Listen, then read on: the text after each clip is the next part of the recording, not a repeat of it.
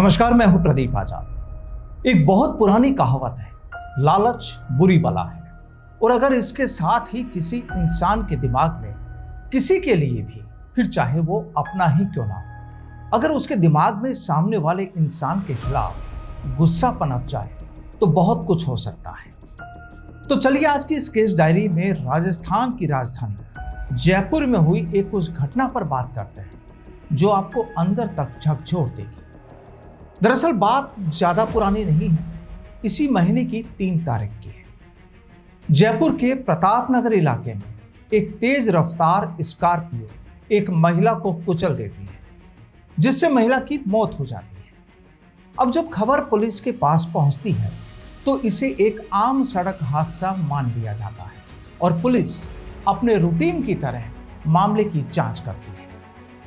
लेकिन फिर अचानक इस घटना से जुड़ी जो कहानी सामने आती है वो किसी आम इंसान के साथ ही पुलिस को भी चौंका देती है।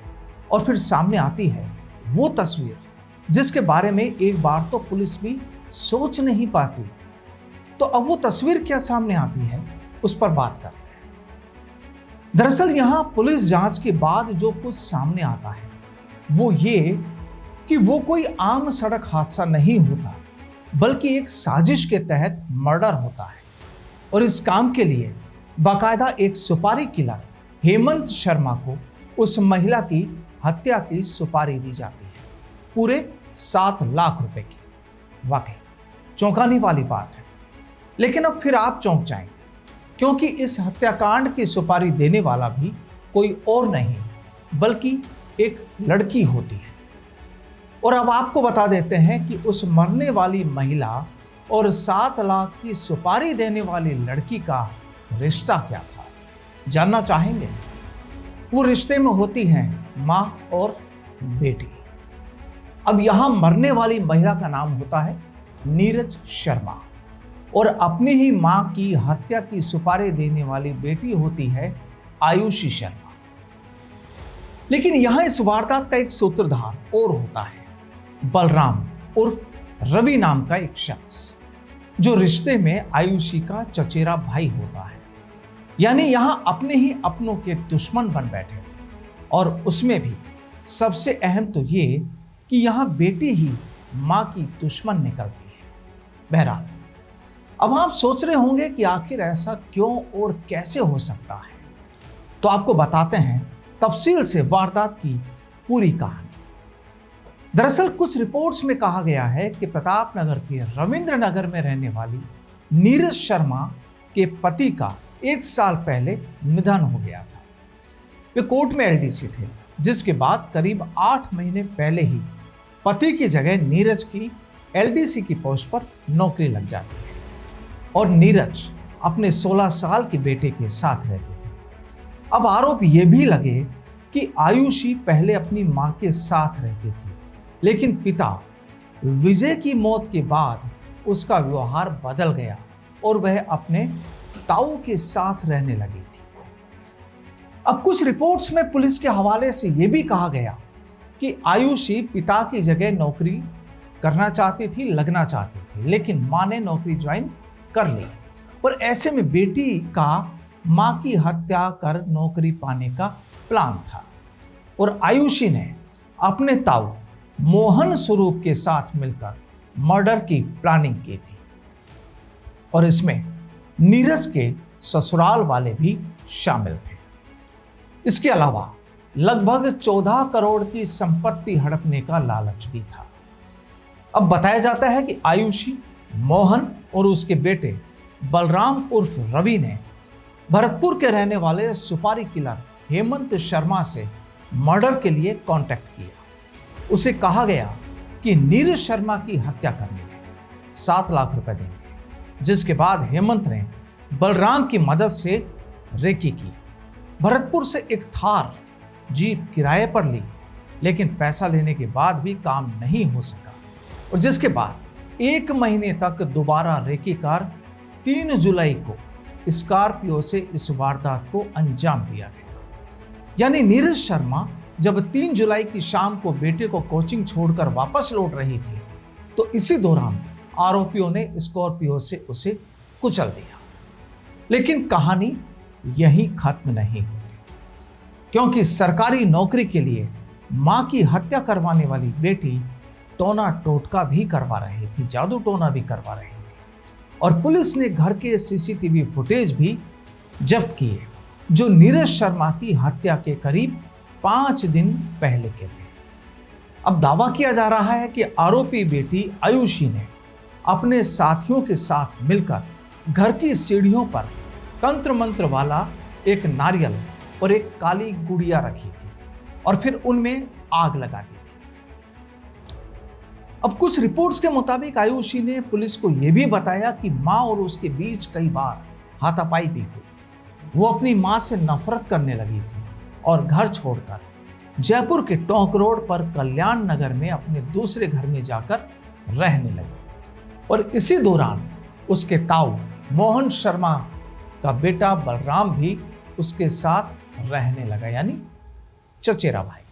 वहां दोनों रोज इसी टॉपिक पर बात करते और दोनों ने मिलकर मां यानी नीरज शर्मा की हत्या का प्लान बनाया। दरअसल आयुषी अपनी मां को दर्दनाक मौत देना चाहती थी। वहीं बलराम ने कहा था कि हत्या के लिए बदमाशों का इंतजाम करना होगा, जिस पर आयुषी राजी हो गई। लेकिन उसने बलराम से कहा था कि मां छोटे भाई के बिना घर से नहीं निकलती है और हत्या के दौरान भी भाई अगर साथ में होगा तो उसे चोट नहीं लगनी चाहिए। यानी यहां पर आयुषी को अपने भाई की फिक्र थी। आखिर बदमाशों ने रेकी कर वो वक्त चुना जब नीरज शर्मा बेटे को ट्यूशन छोड़कर घर लौटती थी। खैर, लालच की एक और सीमा देखिए। कुछ मीडिया रिपोर्ट्स के आधार पर यह भी बताया जाता है कि बलराम ने आयुषी को कहा कि वह हत्या करवा देगा, लेकिन उसे इसके बदले में भरतपुर में हाईवे वाली जमीन चाहिए और नौकरी, यानी जमीन चाहिए और नौकरी और जयपुर की जमीन उसी के पास रहेगी, यानी बेटी आयुषी के पास। अब इस बात को बलराम ने अपने पिता मोहन को भी बता दिया और मोहन भी, यानी बलराम के जो पिता थे, मोहन भी हाईवे की जमीन हथियाने के लिए अपने बेटे बलराम के साथ हो गया, यानी लालच का पूरा खेल। जिसके बाद बलराम ने गांव में रहने वाले खुद के दोस्त हेमंत से 7 लाख रुपए में मर्डर की डील कर दी नीरज शर्मा की। हेमंत ने खुद के रिश्तेदार आकाश के साथ मिलकर हत्या करने की सुपारी ले। अब पुलिस पूछताछ में आयुषी ने बताया कि वो एक निजी कॉलेज से LLB कर रही है और उसका ये फाइनल ईयर है। यानी हत्याकांड से पहले उसने बलराम के साथ मिलकर पूरी प्लानिंग कर ली थी कि मां की हत्या करने वाली कार भरतपुर से रेंट पर ली जाएगी, कार को जयपुर के लड़के की ID से उठाया जाए, हत्या के बाद कार को कहां पार्क करेंगे, ये सब पहले से तय था। पुलिस एक्सीडेंट के एंगल पर काम करेगी और इस दौरान जयपुर का युवक पकड़ा जाएगा तो उसकी जमानत कैसे होगी, इसकी भी प्लानिंग कर ली गई थी। बहरहाल, अब इस कहानी का एक और पार्ट सामने आया और वो भी काफी चौंकाने वाला है। दरअसल बताया जा रहा है कि आयुषी के मामा राकेश शर्मा ने पुलिस को लिखी शिकायत देकर दावा किया कि उनकी बहन नीरज शर्मा ही नहीं बल्कि उनके जीजा यानी नीरज शर्मा के पति विजय शर्मा की मौत भी सामान्य नहीं थी। और शिकायत में यह भी आरोप लगाया गया कि अप्रैल 2025 में आयुषी और उसके चचेरे भाई बलराम ने मिलकर विजय शर्मा की हत्या की थी। कुछ मीडिया रिपोर्ट्स में आयुषी के मामा के हवाले से कहा गया कि ब्रेन स्ट्रोक आने के बाद विजय शर्मा को एक अज्ञात अस्पताल में दाखिल कराया गया। अब आरोप है कि करीब 3 महीने तक परिवार के अन्य सदस्यों को ना तो अस्पताल की खबर दी गई, ना ही इलाज से जुड़ी कोई जानकारी साझा की गई। जब नीरज शर्मा ने लगातार पूछताछ की तब उन्हें बताया गया कि विजय शर्मा एक निजी अस्पताल में दाखिल है। बाद में उन्हें घर लाया गया, लेकिन तब तक उनकी हालत बेहद गंभीर हो चुकी थी। डॉक्टरों ने परिवार को बताया कि उनके कई अंग प्रभावित हो चुके हैं और शिकायत में सबसे गंभीर आरोप यह भी लगाया गया कि आयुषी ने अपने पिता की फीडिंग ट्यूब निकाल दी, जिसके कारण उनकी मौत हो गई। अब मामा का दावा कि यह सामान्य मृत्यु नहीं बल्कि सुनियोजित हत्या थी। अब हालांकि इन आरोपों की अभी कोई आधिकारिक पुष्टि नहीं हुई है।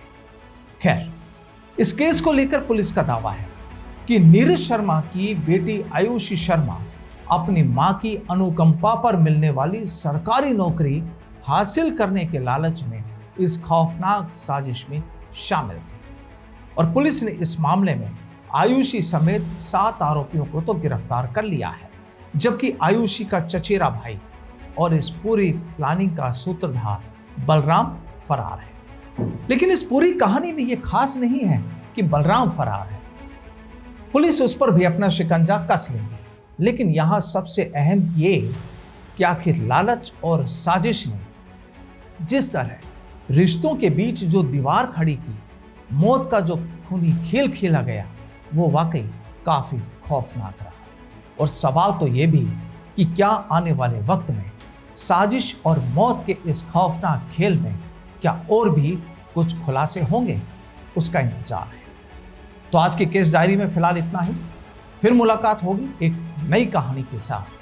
तब तक के लिए इजाजत, नमस्कार।